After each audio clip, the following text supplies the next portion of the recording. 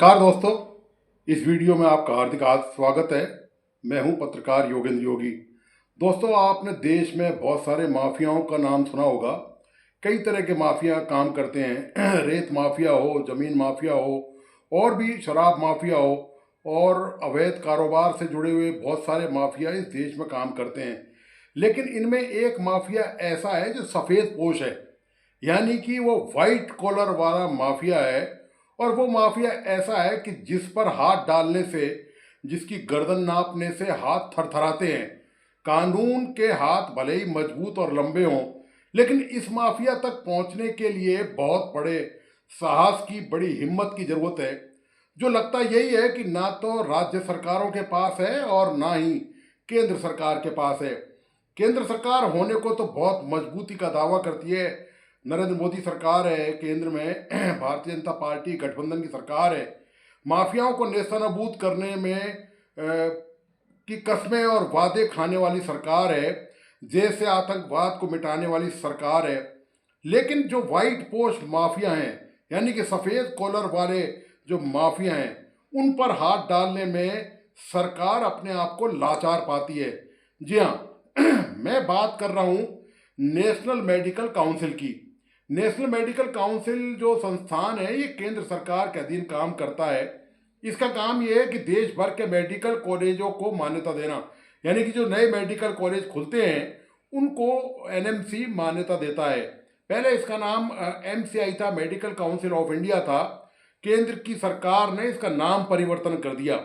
लेकिन क्या है दोस्तों, सिर्फ नाम परिवर्तन किया है, अंदर का जो ढांचा है वो आज भी वही सड़ा गला है, उसमें वही बदबू मार रही है जो एमसीआई के दौर में मारती थी।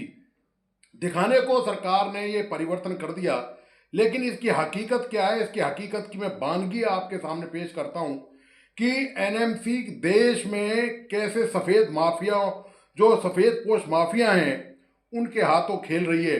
और ये सफ़ेद पोश माफिया है कौन? ये है मेडिकल प्राइवेट, खास तौर से प्राइवेट जो मेडिकल कॉलेज के जो प्रबंधक हैं, जो मालिक हैं, जो उनके जो सीईओ हैं, उनके जो मैनेजमेंट के लोग हैं, ये वो सफ़ेद पोश माफिया हैं। और सारे उनमें नहीं है, बहुत सारे अच्छे भी मेडिकल कॉलेज हैं, लेकिन बहुत सारे ऐसे भी हैं जो पूरी तरह से माफिया बन चुके हैं।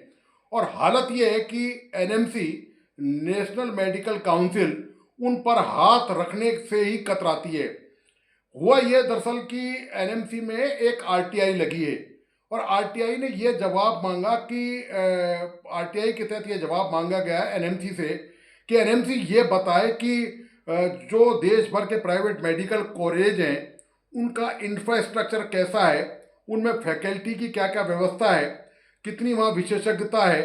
ये तमाम जानकारियाँ उस आरटीआई के माध्यम से मांगी गई। तो दोस्तों, आप एनएमसी का जवाब सुनेंगे तो आप सिर पकड़ लेंगे, आप हैरत में पड़ जाएंगे कि एनएमसी ने जो जवाब दिया है। पिछले 1 साल से एनएमसी इस मुद्दे को विधिक राय के लिए एनएमसी ने भेज रखा है, लीगल ओपिनियन जिसको बोलते हैं। एनएमसी ने पूरे देश के प्राइवेट मेडिकल कॉलेजों का जो इंफ्रास्ट्रक्चर है, जो उसमें फैकल्टी काम करती हैं, उनका ब्यौरा अपनी वेबसाइट पर जारी करें या नहीं करें, इस मंथन के लिए 1 साल से 2024 से विधिक राय, लीगल ओपिनियन के लिए इस मसले को भेज रखा है। और अभी तक लीगल ओपिनियन 1 साल में नहीं आई है। मानो कोई यूरोप, अमेरिका, चांद या मंगल ग्रह से हुआ ओपिनियन एनएमसी को लेनी है।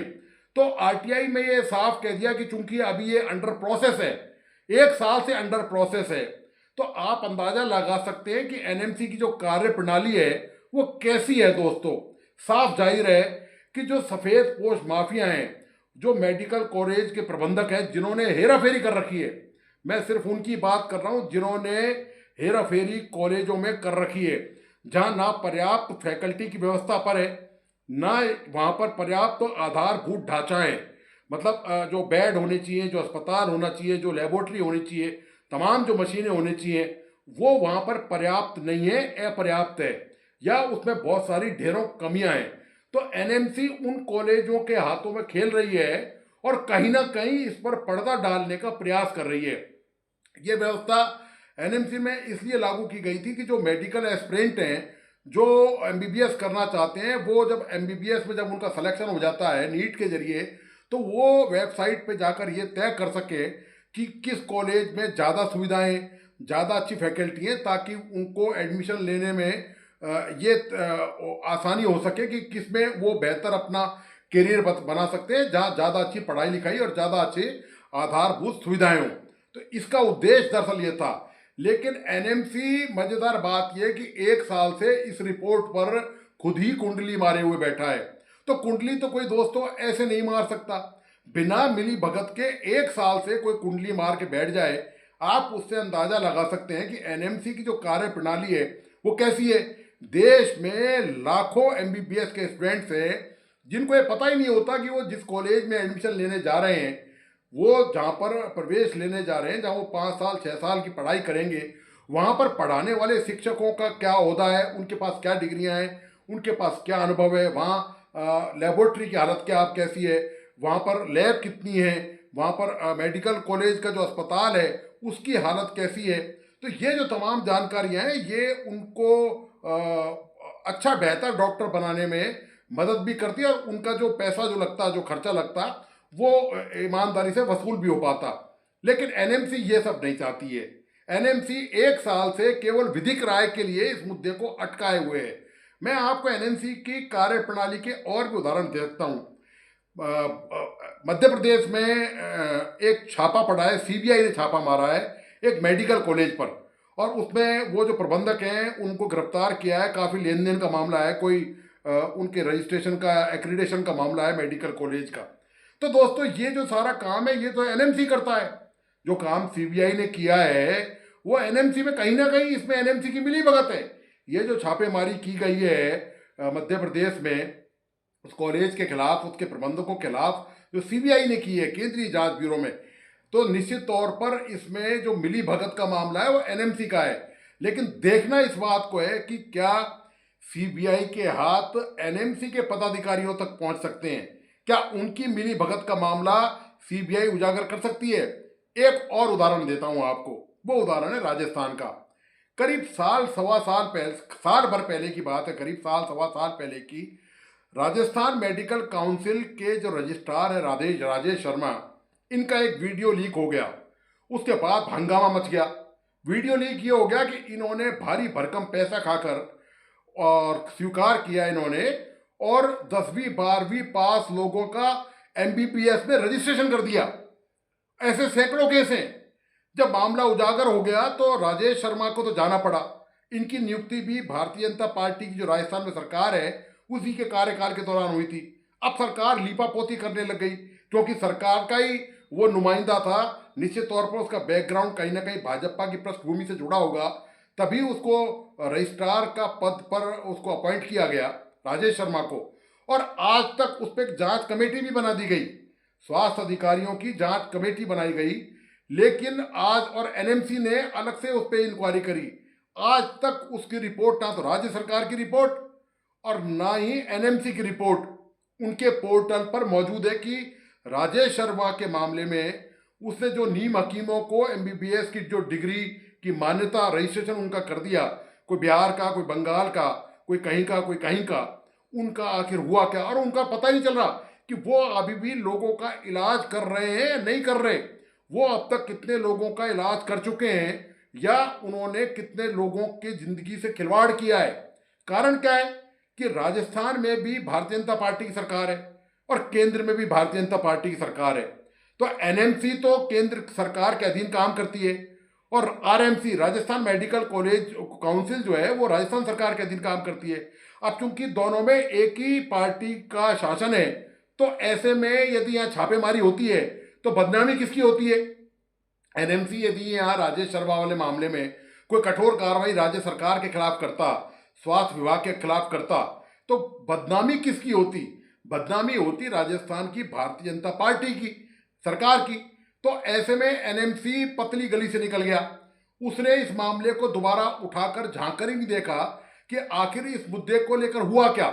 ना तो उन नीम हकीमों का आज तक पता चला है, ना राजेश शर्मा के खिलाफ कोई कठोर कार्रवाई की गई है, सिवाय ये कि उनको पद मुक्त कर दिया गया। तो ये, और मैं आपको एक उदाहरण और मुझे याद आ गया, वो भी आपके साथ शेयर करना चाहता हूँ।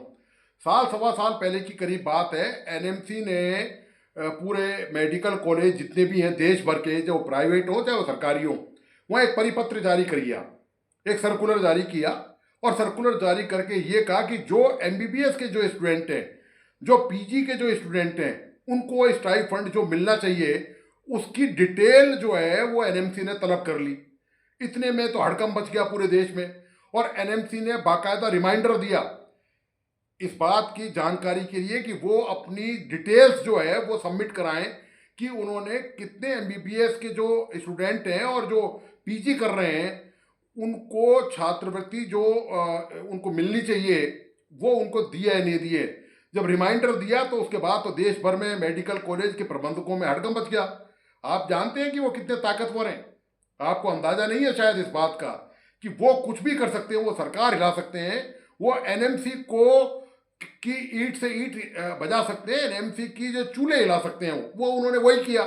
आज तक उस मुद्दे को लेकर एनएमसी पी गया, उसका कोई अता पता नहीं है। उसके बाद एनएमसी ने उन मेडिकल कॉलेजों के खिलाफ ना तो कोई कार्रवाई की जानकारी दी, कितने हजार लाख स्टूडेंट ऐसे हैं जिनको वो स्टाइफंड नहीं मिला, उनके बारे में कोई ब्यौरा नहीं दिया, उनकी कोई डिटेल ना तो एनएमसी की किसी साइट पर है, ना ही और कहीं पर कहीं आपको वो मिलेगी। तो ये दोस्तों चल रहा है देश में। देश में हालत ये है, जब डॉक्टरों के साथ दोस्तों ये हालत है, तो आप आम लोगों के साथ जो सरकारी विभागों में होता है उसकी तो आप मैच कल्पना ही कर सकते हैं। भगवान दोस्तों भला करे इस देश का और एनएमसी का, कि एनएमसी किस तरह से निजी मेडिकल कॉलेजों के हाथ के जो प्रबंधक हैं उनके हाथों का खिलौना बन के रह गई है। ये दोस्तों एनएमसी की हालत है। तो दोस्तों आपको आज का ये विश्लेषण कैसा लगा, प्लीज़ अपने लाइक एंड कमेंट के साथ बताइए।